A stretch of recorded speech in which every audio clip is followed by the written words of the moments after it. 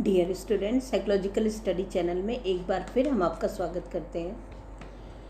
आज का टॉपिक है डेवलपमेंटल साइकोलॉजी। आज के टॉपिक में स्टूडेंट्स आप ही की प्रॉब्लम्स को मैंने रखा है और आई होप आपकी प्रॉब्लम सॉल्व हो जाएगी। तो जो लोग पहली बार वॉच कर रहे हैं प्लीज़ लाइक और सब्सक्राइब ज़रूर करें, साथ ही बेल आइकन भी प्रेस करें, क्योंकि जैसे जैसे वीडियो बनाते जाएंगे आपको नोटिफिकेशन भी मिलती जाएगी। तो आज के टॉपिक में मैंने कवर किया है definition, difference between child development, child psychology and developmental psychology, nature, features, objectives and scope. तो सबसे पहले बात करते हैं developmental psychology. The study of you for whom to term, we are going to study how we change physically, socially, cognitively and morally over our lifetime. Means developmental psychology में हम क्या study करते हैं? कंसेप्शन टू डेथ तक की study करते हैं। हम अपने जीवन काल में, यानी कि कोई भी बच्चा जीवन काल में physically, socially, cognitively, morally, different aspects में वो कैसे चेंज होता है इसकी स्टडी करते हैं। यहाँ देखिए पिक्चर भी, आप पिक्चर से भी क्लियर हो रहा है डिफरेंट एस्पेक्ट्स में कैसे कैसे वो अपने आप को हैंडल कर रहा है। तो बात करते हैं what is human development. The human development is the study of how people develop on physical, intellectual and social levels. It probes the different stages of life to better understand how people work. So, human development एक broader concept है। इसमें किसी भी बच्चे के physical, intellectual and social इत्यादि aspects का different stages पर होने वाली डिफरेंट टाइप्स के चेंजेस की स्टडी की जाती है, जिससे किसी भी पर्सन के वर्क को परफेक्टली समझा जा सके। Human development is the study of life cycle from conception to death. It focuses on changes that is cumulative. There are many aspects that shape human development, such as biological, physiological and socio-cultural factor. Means life cycle, यानी कि जीवन अवधि ये कब तक होती है? Conception to death. यहाँ देखिए दिया भी है कि human development is the study of life cycle from conception to death. ये अवधि डेवलपमेंटल साइकोलॉजी की मानी ही जाती कंसेप्शन टू डेथ तक की। तो इनके बीच में जो ह्यूमन डेवलपमेंट के अंतर्गत स्टडी की जाती है तो उनके जो चेंजेस होते हैं वो कम्युलेटिव होते हैं, इस पर फोकस किया जाता है। यानी वो बढ़ते हैं, वो इंक्रीज होते हैं, एक के बाद एक स्किल्स डेवलप होती है, वो इस पर फोकस किया जाता है। इसमें बहुत सारे एस्पेक्ट्स हैं जो ह्यूमन डेवलपमेंट को इफेक्ट करते हैं, like biological, psychological and socio cultural इत्यादि। बहुत सारे फैक्टर्स हैं जिनके थ्रू डेवलपमेंट प्रभावित होता है। यहाँ देखिए एक बच्चे का फिगर बना है। इस बच्चे के आसपास बहुत सारे एस्पेक्ट्स हैं जो बच्चे के डेवलपमेंट को इफेक्ट कर रहे हैं। अब इसी के अकॉर्डिंग बच्चे के डेवलपमेंट की बात करेंगे, बच्चे की पर्सनालिटी इसी से डेवलप होगी। हम बात करते हैं difference between child psychology, child development and developmental psychology की। तो चाइल्ड साइकोलॉजी क्या है? कंसेप्शन यानी गर्भावस्था से लेकर, प्रीनेटल स्टेज से लेकर स्कूल जाने वाले बच्चों के बीच बच्चों का विकासात्मक अध्ययन करना। विकासात्मक अध्ययन मीन्स जो डिफरेंट एस्पेक्ट्स हैं, इंटेलेक्चुअल है, सोशल है और फिजिकल है, इनकी जो स्टडी करते हैं, इनमें जो चेंजेस आते हैं उनकी स्टडी करते हैं। तो चाइल्ड साइकोलॉजी में गर्भाधान से लेकर स्कूल जाने वाले बच्चों का हम इंटेलेक्चुअल, फिजिकल, सोशल, इनमें क्या क्या चेंजेस आए इसकी स्टडी करते हैं। जबकि चाइल्ड डेवलपमेंट में मेच्योरिटी लेवल तक गर्भावस्था से लेकर मैच्योरिटी लेवल तक की हम डेवलपमेंटल स्टडी करते हैं। और जबकि डेवलपमेंटल साइकोलॉजी में टोटल कंसेप्शन टू डेथ तक की स्टडी करते हैं। प्रीनेटल स्टेज यानी गर्भावस्था से लेकर पोस्ट नेटल स्टेज यानी डेथ के पहले तक की स्टडी करते हैं। बस थोड़ा सा अंतर है कि डेवलपमेंटल साइकोलॉजी में हम ह्रासात्मक विकास भी स्टडी करते हैं, यानी क्या क्या उसमें चेंजेस हुए हैं। अभी तो हम इंक्रीज की बात कर रहे थे, अब डिक्रीज क्या क्या चीज़ें, कौन कौन से स्किल उसमें लेस हो रही हैं, रिमूव हो रही, उनका भी हम स्टडी करते हैं। नेक्स्ट डिफिनीशन, तो डिफिनीशन में हरलाक की डिफिनीशन 1975 में है।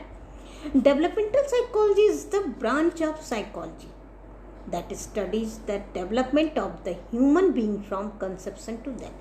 देखिए वही चीज़ यहाँ भी इन्होंने कहा कि कंसेप्शन टू डेथ, गर्भकाल से लेकर डेथ के पहले तक की जो भी चीज़ें, जो भी चेंजेस होती हैं, उनकी स्टडी करना डेवलपमेंटल साइकोलॉजी के अंतर्गत आता है। बर्क ने भी यही बात की है, developmental psychology is a branch of psychology devoted to understanding all changes that human beings experience throughout the life span। यानी इन्होंने भी सेम वही चीज़ कहा है कि जीवन पर्यंत में जो भी चीज़ें हमारे डिफरेंट एस्पेक्ट्स में चेंजेस दिखाई देते हैं, उन सब की स्टडी करना डेवलपमेंटल साइकोलॉजी का काम है। अब हम बात करते हैं नेचर ऑफ डेवलपमेंटल साइकोलॉजी। तो इसका नेचर क्या है? Developmental psychology is the scientific study of changes that occur in human being over the course of their life span. या फिर इसे ऐसे भी कह सकते हैं, the pattern of change that brings at conception and continues through the life cycle. Means हम ये एक तरह से नेचर की बात कर रहे हैं, तो डेवलपमेंटल साइकोलॉजी मानव जीवन में होने वाले परिवर्तनों का वैज्ञानिक अध्ययन करता है। साइकोलॉजी में साइकोलॉजी का नेचर ही है साइंटिफिक स्टडी, और ये उसी की ब्रांच है डेवलपमेंटल साइकोलॉजी। तो यहाँ भी हम साइंटिफिक स्टडी करते हैं, लेकिन साइंटिफिक स्टडी किसकी करते हैं? किसी भी व्यक्ति के जीवन काल में जो जो चेंजेस होते हैं, डिफरेंट एस्पेक्ट्स में जो जो चेंजेस होते हैं, उनकी स्टडी करते हैं। या चेंजेस का पैटर्न क्या हो सकता है? Conception to death. चेंजेस का जो हमारा पैटर्न है वो कंसेप्शन टू डेथ तक का है, गर्भाधान से शुरू होता है और जीवन चक्र के माध्यम से ये जारी रहता है। तो इसका नेचर, जब नेचर की बात हम करते हैं तो दो चीज़ें आती हैं स्टूडेंट्स, एक नेचर होता है, दूसरा नर्चर। देखिए जो नेचर होता है वो एक तरह से बायोलॉजिकल फैक्टर है, जेनेटिक फैक्टर है। नेचर यानी प्रकृति और नर्चर यानी पोषण। तो डेवलपमेंटल साइकोलॉजी में नेचर एंड नर्चर दोनों के इफेक्ट को मेजर किया जाता है। नेचर जो हमें जेनेटिक या बायोलॉजिकल फैक्टर्स से प्राप्त होते हैं, प्रीनेटल स्टेज से मिलते हैं, बट नर्चर पोस्टनेटल स्टेज में, like environmental effect, learning, life experience, social इत्यादि। इसको हम एक पिक्चर के माध्यम से भी देख सकते हैं। तो नेचर और नर्चर में एक कॉन्सेप्ट आपका, नेचर हमें जो मिला है प्रीनेटल स्टेज से, जेनेटिक हो सकता है, जो भी चीज़ें बायोलॉजिकल फैक्टर मिलता है, हमारा सेक्स फैक्टर है, ये सारी चीज़ें हमारे नेचर में है। लेकिन नर्चर क्या होता है? जो हमें बाहर मिलता है पोस्ट नेटल स्टेज में, हमारी क्वालिफिकेशन से मिलता है, हमारे इन्वायरमेंट से मिलता है, हमारी लर्निंग स्किल से मिलता है, हमारी पेरेंटिंग स्टाइल से मिलता है। ये सारी चीज़ें के द्वारा जो हमारे अंदर चेंजेस आते हैं वो नर्चर इफेक्ट कहलाते हैं। फीचर्स की बात करेंगे हम, फीचर्स ऑफ डेवलपमेंटल साइकोलॉजी। तो देखिए डेवलपमेंटल साइकोलॉजी का फीचर, पहला फीचर तो यही है, पहली विशेषता तो यही है ये विकासात्मक प्रक्रिया यानी डेवलपमेंटल प्रोसेस की स्टडी करता है। डेवलपमेंटल प्रोसेस की स्टडी मीन्स ये जो एस्पेक्ट्स हैं intellectual, physical and social aspect, इनमें जो जो चेंजेस आती हैं उन्हीं की स्टडी करता है। दूसरा है इसमें डेवलपमेंटल साइकोलॉजी में विभिन्न अवस्थाओं को यानी जो जो स्टेजेस हैं आपकी लाइफ की उनको समझने का प्रयास किया जाता है कि किस अवस्था में कितनी चेंजेस होनी चाहिए, कितनी हो सकती हैं। विकासात्मक परिवर्तन जन्म से मृत्यु तक घटित होता है, कंसेप्शन टू डेथ तक होता है। नेक्स्ट है इनका अध्ययन विकासात्मक मनोविज्ञान का मुख्य उद्देश्य है। यानी जो ये कंसेप्शन टू डेथ के बीच में जो चेंजेस होती हैं इसी को हम टारगेट बनाते हैं डेवलपमेंटल साइकोलॉजी में। विकास को प्रभावित करने वाले कारकों का भी अध्ययन करना इसका उद्देश्य है। यानी जो कंसेप्शन टू डेथ ये जो हमने एस्पेक्ट्स को लिया है, इनके अलावा जो जो फैक्टर्स हमारे डेवलपमेंट को इफेक्ट करते हैं उनकी भी स्टडी डेवलपमेंटल साइकोलॉजी में की जाती है। विकासात्मक मनोविज्ञान की अवधारणा है कि परिवर्तन अचानक नहीं होता, अचानक ही नहीं, एक बैग नहीं होता, ये सतत प्रक्रिया कंटिन्यूअस प्रोसेस है, यह कम्युलेटिव होता है, इस पर ध्यान दिया जाता है। नेक्स्ट है कि विकास की क्रमिक जानकारी रखना आवश्यक है। देखिए सिस्टमैटिक इसमें डेवलपमेंट होता है, बच्चे में जो चेंजेस आती हैं वो सिस्टमैटिक होती हैं।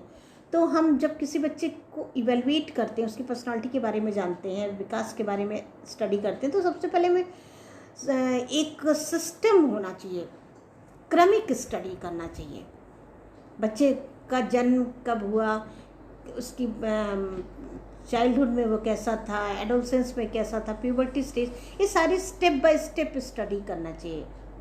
यदि स्टेप बाय स्टेप स्टडी किया है तभी हम उस पर हम सही नॉलेज, सही रिजल्ट दे पाते हैं, अन्यथा हम उस पर जजमेंट नहीं कर पाएंगे। देखिए यदि हम एडोलसेंस की स्टडी कर रहे हैं तो चाइल्डहुड तो एडोलसेंस के पहले तक का हम नॉलेज लेंगे, और यदि हम एडल्ट की स्टडी कर रहे हैं तो चाइल्डहुड तो एडल्ट की लेंगे, ओल्ड की स्टडी कर रहे हैं तो चाइल्डहुड तो ओल्ड पर्सन की, तब हमें उसके बारे में पूरी जानकारी प्राप्त होती है। ऑब्जेक्टिव्स की बात हम करेंगे, ऑब्जेक्टिव्स ऑफ डेवलपमेंटल साइकोलॉजी या विकासात्मक मनोविज्ञान के उद्देश्य क्या है।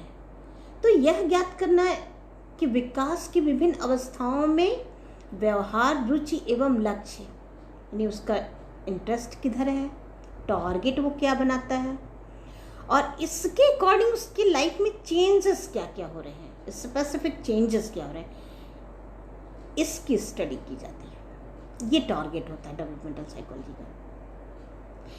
इसमें यह भी देखा, सेकंड है यह ज्ञात करना कि कब ऐसे परिवर्तन प्रदर्शित होते हैं। यानी बच्चे को जब हम फोकस करते हैं, उसके डेवलपमेंट की बात करते हैं बच्चे के लिए, तो हम ये भी देखते हैं कि जो इसमें चेंजेस आ रहे हैं वो कब आ रहे हैं, किसके दौरान आ रहे हैं, यानी ये चेंजेस किस फैक्टर या किस एस्पेक्ट की देन है, इसकी भी स्टडी करते हैं। यह ज्ञात करना कि ऐसे परिवर्तन व्यवहार को किस प्रकार प्रभावित करते हैं, यानी इसका उद्देश्य या ऑब्जेक्टिव्स ये भी है कि जो आपका व्यवहार चेंज हुआ है, किसी भी पर्सन का व्यवहार चेंज हो रहा है, तो किस प्रकार वो प्रभावित हो रहा है उससे, अन्य बिहेवियर किस प्रकार, इसकी भी स्टडी की जाती है। नेक्स्ट यह ज्ञात करना कि परिवर्तनों के बारे में भविष्योक्ति की जा सकती है अथवा कि नहीं। यह भी डेवलपमेंटल साइकोलॉजी का ऑब्जेक्टिव्स है कि एक बच्चे में चेंजेस हो रहे हैं, तो क्या ये चेंजेस जो हो रहे हैं कम्युलेटिव हैं, क्या इनके बारे में हम प्रेडिक्शन कर सकते हैं, उनके बारे में भविष्य कथन कर सकते हैं कि बच्चा आगे क्या बनेगा, क्या बन सकता है। नेक्स्ट है यह जानने का प्रयास करना कि विकासात्मक परिवर्तन वैयक्तिक होते हैं या इनका स्वरूप सार्वभौमिक होता है। हम डेवलपमेंटल साइकोलॉजी के थ्रू यह भी जानने का प्रयास करते हैं किसी पर्सन का जो डेवलपमेंट हुआ है, डेवलपमेंटल चेंजेस हुए हैं डिफरेंट एस्पेक्ट से, वो इंडिविजुअल है या यूनिवर्सल है, वो सार्वभौमिक है, सब जगह फॉलो होता है, या सिर्फ एक ही व्यक्ति में पाया जाता है, सब में नहीं पाया जाता। ये भी चीज़ें हम उसमें डिफरेंस कर लेते हैं। नेक्स्ट है यह ज्ञात करना कि विकास सतत होता है या असतत प्रक्रिया है। हम जब डेवलपमेंटल साइकोलॉजी की बात करते हैं तो उसमें मेरा उद्देश्य या हमारा उद्देश्य ये भी होता है कि जो ये डेवलपमेंट है वो कंटिन्यूअस होता है या डिसकंटिन्यूअस होता है। यह जानने कि विकास आनुवंशिकता एवं पर्यावरण की भूमिका विकास में क्या होती है, यानी जेनेटिक इफेक्ट और एनवायरमेंटल इफेक्ट आप में पड़ रहा है या बच्चे में पड़ रहा है तो किस प्रकार से पड़ रहा है, कौन सा रोल अदा करे, इसके कारण आपके बिहेव में किस प्रकार का चेंजेस आया। नेक्स्ट है यह जानना कि परिवर्तन कितना स्थायी है, नहीं आपके एक बच्चे में जो चेंजेस आ रहे हैं डिफरेंट एस्पेक्ट से वो स्टैटिक है कि नहीं, स्थिर है कि नहीं, क्या उसके बचपन के या चाइल्डहुड के जो एक्सपीरियंस हैं उसको वो आगे आने वाले वर्क में या आगे आने वाले भविष्य में वो क्या उसको इमेज करके फॉलो करता है अथवा नहीं। तो ये था ऑब्जेक्टिव्स ऑफ डेवलपमेंटल साइकोलॉजी। अब लास्ट टॉपिक आपका है स्कोप ऑफ डेवलपमेंटल साइकोलॉजी, विकास मनोविज्ञान के क्षेत्र या विकासात्मक मनोविज्ञान के क्षेत्र। तो फर्स्ट है stages of development and characteristics changes, विकास की अवस्थाएं एवं विशिष्ट परिवर्तन। देखिए ये स्कोप बहुत ही ब्रॉडर टर्म रखता है। यहाँ पर डेवलपमेंटल साइकोलॉजी में हम डिफरेंट एस्पेक्ट्स पर चेंजेस की स्टडी तो करते ही हैं, लेकिन साथ ये भी देखते हैं किस स्टेज में है उनके बच्चे की या पर्सन, जो डिफरेंट स्टेज होती हैं उन स्टेज के अकॉर्डिंग चेंजेस की स्टडी करते हैं, और उस एज में क्या वो स्पेसिफिक चेंजेस आ रहे हैं कि नहीं। एस्पेक्ट्स के कारण तो चेंजेस हैं, लेकिन according to age and maturity factor भी उसमें फॉलो हो रहा है कि नहीं। बच्चा 5 साल का है तो सोशल डेवलपमेंट हुआ है 5 साल के अकॉर्डिंग, लेकिन जब वो बच्चा 10 साल में जाता है क्या 10 साल में सोशल डेवलपमेंट इंक्रीज किया कि नहीं, पढ़ा कि नहीं। ठीक इसी तरह से एजुकेशनल है, इंटेलेक्चुअल है, ये सारी चीज़ें हम एज के अकॉर्डिंग स्पेसिफिक चेंज देखते हैं। इसका एरिया है ये। नेक्स्ट है एक्यूरेंस चेंजेस, यानी परिवर्तनों का उद्भव। ये चेंजेस कहाँ से होते हैं। डेवलपमेंटल साइकोलॉजी में जब हम डेवलपमेंट या ग्रोथ की बात करते हैं तो ये चेंजेस कैसे होते हैं, कहाँ से होते हैं, ये एस्पेक्ट्स के थ्रू चेंजेस कैसे लाया जाता है, इसका भी स्टडी किया जाता है। कॉजेज ऑफ डेवलपमेंटल चेंजेस, विकासात्मक परिवर्तनों के कारण कौन कौन से हैं, यानी फिजिकल एंड मेंटल जो चेंजेस हो रही हैं उनके कौन कौन से कारण हैं, इसका भी पता डेवलपमेंटल साइकोलॉजी के थ्रू लगाया जाता है।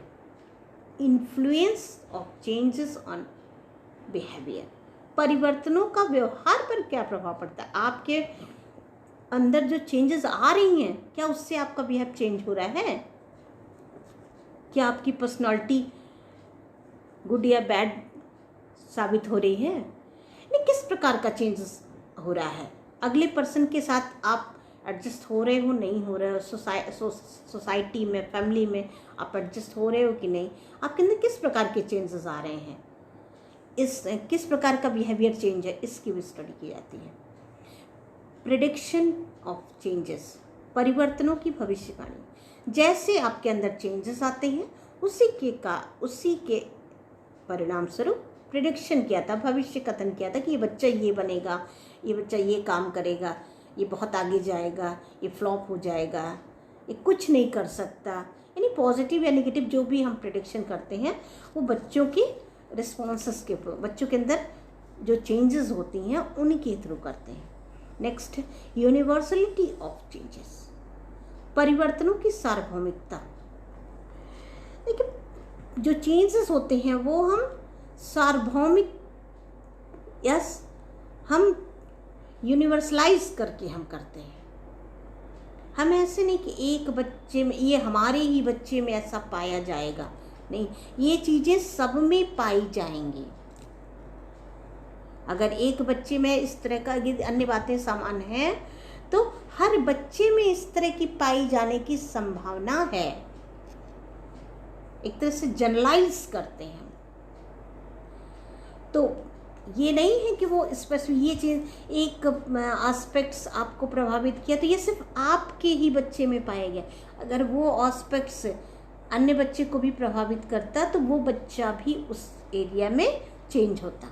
तो सब में संभावना, यानी एक बच्चे में 4 से 5 साल तक ये क्वालिटी होनी चाहिए, तो जो अन्य बच्चा भी है, दूसरा बच्चा भी 4 से 5 साल का है तो उसमें भी वो क्वालिटी पाई जाएगी। क्वांटिटी कम या ज़्यादा हो सकती है लेकिन वो पाया ज़रूर जाएगा। एक बच्चा 8 महीने में अगर चल रहा है, खड़ा हो रहा है, चलेगा नहीं, खड़ा होगा, तो 8 महीने में खड़ा हो रहा है तो बहुत करेगा अगला बच्चा। 2, 4, 6, 10 दिन ज़्यादा हो सकता है लेकिन वो बच्चा भी 8 महीने में ही खड़ा होगा। एक बच्चा 6 माह में बैठता है तो बहुत होगा, एक बच्चा 8-10 दिन ज़्यादा हो लेकिन वो भी उसी नियर अबाउट रेंज में वो बैठेगा। तो ये सब में वो प्रक्रिया पाई जाती है। थोड़ा सा क्वांटिटी चेंज हो थोड़ा सा चेंज, लेकिन क्वालिटी वही होगी। तो यूनिवर्सलिटी ऑफ चेंजेस, तो ये हम ऑब्जेक्टिव की बात कर रहे थे। तो थैंक यू।